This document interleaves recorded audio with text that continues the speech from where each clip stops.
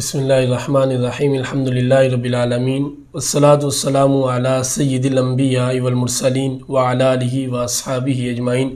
قال رسول اللہ صلی اللہ تعالی علیہ وآلہ وسلم خیر الناس من ينفع الناس صدق رسولہ النبی الکریم الامین۔ اسلام کے اندر جو سب سے اہم ترین عمل کی فضیلت ہے وہ ہے خدمت خلق۔ ہماری زندگی کا ایک ایک عمل، ہمارا ایک ایک سانس اللہ کے بندوں کی خدمت میں ہونا چاہیے، اور اسلام کے اندر اسی کی تعلیم دی گئی۔ اگر ہم مصارف زکوٰۃ میں دیکھیں تو والمؤلفۃ القلوب فرمایا کہ ایسے غیر مسلم اہل کتاب کہ اگر آپ ان کو مال زکوٰۃ دیں گے تو وہ اسلام کے اس عمل سے متاثر ہوں گے کہ اسلام ایسا عظیم دین ہے جس دین کے اندر ہمارے ساتھ مشکل گھڑی کے اندر مدد کی تعلیم دی گئی ہے، تو وہ لوگ اسلام کے دائرے میں آ جائیں گے۔ اسلام کی اس عمل سے متاثر ہو کر کے اسلام ہماری مدد کرتا ہے۔ تو اسلام کا سارا مزاج ہی لوگوں کے ساتھ بھلائیاں کرنا ہے۔ فرمان مصطفیٰ ہے خیر الناس من ينفع الناس، لوگوں میں سب سے بہتر وہ ہے جو لوگوں کی مدد کرے، لوگوں کو فائدہ دے، اس کا وجود لوگوں کے لیے نفع بخش ہو۔ اگر ہم لوگوں کے لیے نفع بخش نہیں ہیں، اگر ہمارا وجود لوگوں کے لیے نفع بخش نہیں ہے، اگر ہماری ذات، اگر ہمارا عمل انسانیت کی بھلائی کے لیے نہیں ہے، تو پھر ہم کامل و اکمل مسلمان نہیں ہیں، ہمارا ایمان بھی پھر کامل نہیں ہے۔ حضور علیہ الصلوۃ والسلام کا فرمان ہے کہ جب تک بندہ اللہ کے بندوں کی مدد میں لگا رہتا ہے تب تک رب ہو کے اپنے بندے کی مدد میں لگا رہتا ہے۔ تو یہ بہت بڑا جملہ ہے، یہ بہت بڑا فرمان مصطفیٰ ہے کہ انسان اللہ کے بندوں کی مدد تو کرے۔ مشکل وقت ہر ایک پہ آنا ہے، ہر ایک نے مختلف مصائب و آلام کا سامنا کرنا ہے، لیکن اگر کسی نے کسی کی مشکل گھڑی کے اندر مدد کی تو جب اس بندے پہ مشکل وقت آئے گا تو اللہ رحمان اور رب ہو کر اس بندے کی مدد کرے گا۔ حضور علیہ الصلوۃ والسلام کی پوری حیات طیبہ لوگوں کی مدد میں گزری۔ سب سے بڑی مدد کہ حضور علیہ الصلوۃ والسلام نے فرمایا کہ میں تمہیں دنیا کہ تاریکیوں سے، کفر کی تاریکیوں سے نکال کے جنت میں لا رہا ہوں۔ کسی کے ساتھ عاقبت کی بھلائی کی تعلیم دینا، کسی کو عاقبت کی رہنمائی کرنا کہ وہ کامیاب ہو سکے، اپنی عاقبت کو بہتر بنا سکے، تو یہ بھی مدد ہے۔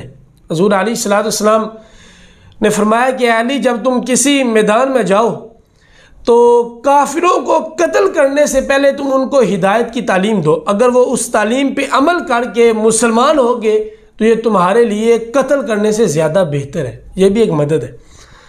کسی کو کوئی ضرورت آن پڑی، کوئی مشکل گھڑی میں پھنس گیا تو اس کی مدد کرنا، یہ بھی شیوائے پیغمبری ہے۔ حضور علیہ الصلوۃ والسلام کے زمانے کے اندر ایک بچہ تھا، اور اس بچے کے ماں کے بدن کے اوپر مکمل کپڑا نہیں تھا، تو وہ بچہ اپنے ماموں کے پاس گیا اور جا کے کہا کہ میرے ماموں میری والدہ کے لیے پیسے دو، میں لباس خرید کے اپنی والدہ کو پورا لباس پہنا سکوں۔ تو ماموں نے اپنے بہن کے بیٹے کو گھر سے نکال دیا، کہا کہ جاؤ تم چلے جاؤ، میرے پاس کوئی پیسے نہیں ہیں۔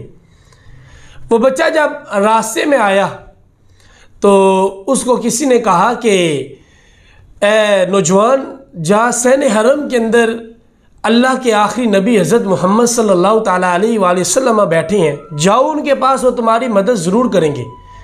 اس بچے نے کہا کہ میں پہلے اپنی ماں سے پوچھتا ہوں، اور ماں سے پوچھ کے پھر میں ان کے پاس جاؤں گا اور اپنی ضرورت کی چیز کا مطالبہ کروں گا۔ چنانچہ وہ بچہ گھر میں گیا، اپنی ماں کو کہا کہ ماں میں اپنے ماموں کے پاس گیا، لیکن انہوں نے گھر سے مجھے نکال دیا کہ میں تیری کوئی مدد نہیں کر سکتا، میں اپنی بہن کی بھی کسی قسم کی مدد نہیں کر سکتا۔ تو راستے میں جب میں آ رہا تھا، ایک شخص نے بتایا کہ سین حرم کے اندر اللہ کے آخری نبی حضرت محمد مصطفیٰ صلی اللہ تعالیٰ علیہ وآلہ وسلم ہیں، جاؤ ان کے پاس، وہ تمہاری مدد کریں گے۔ تو ماں نے بیٹے کو کہا کہ بیٹے ان کے پاس نہیں جانا، جو بھی ان کے پاس جاتا ہے وہ ان کا کلمہ پڑھ لیتا ہے۔ بیٹا کہنے لگا ہے ماں میں کوئی کچا بندہ نہیں ہوں، میں اپنے ابا و اجداد کے دین کو نہیں چھوڑ سکتا، میں ان کا نہیں کلمہ پڑھوں گا، اور اگر انہوں نے مدد کی ٹھیک ہے، ورنہ میں ان کا کلمہ نہیں پڑھوں گا۔ ماں نے کہا ٹھیک ہے بیٹا، اگر یہ شرط ہے تو جاؤ۔ وہ بیٹا سین حرم کے اندر آیا، حضور علیہ الصلوۃ والسلام کے پاس کھڑا ہوا تو سرکار نے فرمایا کہ بیٹے بتاؤ کیسے آنا ہوا؟ وہ بیٹا کہنے لگا کہ میں بات تب کروں گا جب پہلے میری ایک بات ہے کہ میں نے آپ کا کلمہ نہیں پڑھنا، میں نے آپ کے دین کو قبول نہیں کرنا۔ تو حضور علیہ الصلوۃ والسلام نے فرمایا کہ بیٹے بتاؤ تو صحیح بات کیا ہے، تو میرے دین کو نہ قبول کرنا۔ یہ فراخ دلی میرے حضور کی تھی، یہ لوگوں کی مدد کے اندر میرے حضور کا اخلاق عالیہ کا اعلیٰ پیمانہ تھا۔ سرکار نے فرمایا تم میرا دین قبول نہ کرنا، بات تو بتاؤ۔ وہ بچہ کہنے لگا کہ میری والدہ کے بدن کے اوپر لباس اتنا نہیں ہے کہ وہ اپنے بدن کو مکمل ڈھانپ سکے۔ اپنے رشتہ دار ماموں کے پاس گیا، ان کے سامنے اپنی عرض گزار ہوا، لیکن اس نے گھر سے نکال دیا بغیر کسی مدد کے۔ آج راستے کے اندر آپ کا کسی نے بتایا تو میں آپ کے پاس آیا ہوں، تو اگر آپ مجھے کوئی کپڑا دے سکتے ہیں جس سے میں اپنی ماں کے بدن کو ڈھانپ دوں تو یہ آپ کی کرم نوازی ہوگی۔ تو حضور علیہ الصلوۃ والسلام نے اپنے اوپر اوڑھی ہوئی مزمل کی چادر کو اتارا اور فرمایا کہ بیٹے جاؤ یہ لے جاؤ اور یہ اپنی ماں کو دو، وہ اپنے بدن کو ڈھانپ لے۔ وہ بچہ اپنے گھر میں آتا ہے، ماں کو وہ چادر دیتا ہے، تو ماں نے کہا کہ بیٹے چادر لائے اور لگتا ہے کہ تم نے اس نبی کا کلمہ پڑھ لیا۔ بچہ کہتا ہے ماں اللہ کی قسم میں نے اس نبی کا کلمہ نہیں پڑھا، میں نے ان کو جاتے ساتھ ہی کہا کہ میں نے آپ کا دین قبول نہیں کرنا، اگر آپ مدد کر سکتے ہیں تو میری مدد کریں۔ تو انہوں نے کہا اگرچہ میرا دین قبول نہ کر جاؤ، یہ چادر لے جاؤ اپنی ماں کے بدن کو ڈھانپ دو۔ ماں نے کہا کیا انہوں نے یہ بات کہی ہے کہ تم نے کہا کہ میں دین قبول نہیں کروں گا، پھر بھی انہوں نے تمہیں یہ چادر دی؟ وہ کہنے لگا کہ ہاں۔ تو ماں نے کہا کہ بیٹے آؤ پھر میں بھی ساتھ چلتی ہوں، اسی نبی کا کلمہ پڑھتے ہیں، اسی نبی کے غلام بن جاتے ہیں جو لوگوں کو زبردستی دین قبول کرنے کا نہیں کہتا، لیکن پھر بھی وہ مدد لوگوں کی کرنے میں کوشاں ہیں۔ تو ماں اور بیٹے نے جا کے حضور کی بارگاہ میں اسلام کو قبول کیا۔ تو آج اگر میرا اور آپ کا یہ اخلاق بن جائے، آج ہمارے پاس تو سگا بھائی ضرورت مند ہو کے فاقے کاٹ کی ضرورت کے لیے چند چیز لینے کے لیے آ جائے تو ہم تو اس کو بھی عزت کی نگاہ سے نہیں دیکھتے۔ آج ہماری بہن غموں کی ماری ہوئی اپنی فریادوں کو لے کے ہمارے پاس آئے، ہمارے پاس عالی شان محلات ہیں، کروڑوں کی آمدن ہے، ہمارے بزنس عالی شان دن بدن عروج پہ جا رہے ہیں، لیکن ہم اپنی بہن کو عزت کی نگاہ کے ساتھ دیکھنا تو دور کی بات، ہم اس کو اپنے گھر کی چار دیواری میں آنے کو بھی پسند نہیں کرتے۔ یہ ہمارا اخلاق ہے، یہ ہم اس قدر اخلاق کے گرے ہیں کہ حضور نے تو فرمایا کہ تم میں سے بہتر وہ ہے من ینفع الناس، جو لوگوں کو نفع دے۔ ہم اپنوں کو نفع نہیں دیتے تو اوروں کو نفع کیا دیں گے؟ اور پھر اگر ہم اپنے معاشرے کو دیکھیں، اپنے معاشرے کے اگر ہم المیوں کو دیکھیں تو یہاں پہ تو لوگ اپنے ماں باپ کی بھی مدد نہیں کرتے۔ ماں باپ بڑھاپے کی عمر کو پہنچ گئے، ماں باپ کمانے سے آری آ چکے، اور بیٹے کے اوپر آس امید لگا کے پڑھایا لکھایا، پروان چڑھایا، عزت کے گھر کے اندر اس کا رشتہ کروایا، لیکن جب ماں باپ کے لیے وقت آیا کہ اولاد ان کی خدمت کرے تو اولاد اپنے بوڑھے ماں باپ کو گھر سے نکال دیتی ہے۔ یہ ہمارے معاشرے کا المیہ ہے۔ دوسروں کی مدد تو دور کی بات، ہم ماں باپ کو بھی عزت کے ساتھ اپنے گھر میں نہیں رکھتے۔ اور اس کے ساتھ ساتھ اگر ہمارے پڑوس کے اندر کوئی شخص ہے جو بیمار ہے، بڑی بیماریوں کا سامنا کر رہا ہے، اس کو میڈیسن کی ضرورت ہے، اور اگر میڈیسن نہیں ملے گی تو وہ اپنی زندگی سے ہاتھ دھو بیٹھتا ہے، تو ہم اس کی بھی مدد نہیں کرتے، ہم اس کو میڈیسن لے کے بھی نہیں دیتے، اس لیے کہ ہم اپنی دنیا کو عالی شان محلات کے اندر تبدیل کرنے میں گزار رہے ہیں۔ ہم نے اپنی منزل کی خاطر لوگوں کی گردنوں پہ چھریاں بھی چلانی پڑے ہم چلا رہے ہیں، لوگوں کے گردنوں کو پاؤں تلے روندنا بھی پڑے ہم روند رہے ہیں۔ لیکن ہم کبھی بھی کسی کی مدد نہیں کرتے، اس لیے کہ ہمیں اپنی منزل کی پری ہے۔ اور انسان اگر یہ دیکھ لے، اگر وہ لوگوں کے لیے منازل آسان کرے تو اللہ اس کے لیے منازل کو آسان کرے گا، اگر وہ لوگوں کے لیے آسانیاں پیدا کرے تو اللہ اس کے لیے آسانیاں پیدا کرے گا۔ حضور علیہ الصلوۃ والسلام کی مبارک سیرت کا یہ طریقہ مبارک تھا، اگر سرکار کے پاس کوئی سائل آیا کوئی بھی چیز مانگنے کے لیے تو حضور اپنے گھر میں جو کچھ ہوتا وہ اس کی خدمت میں پیش کرتے۔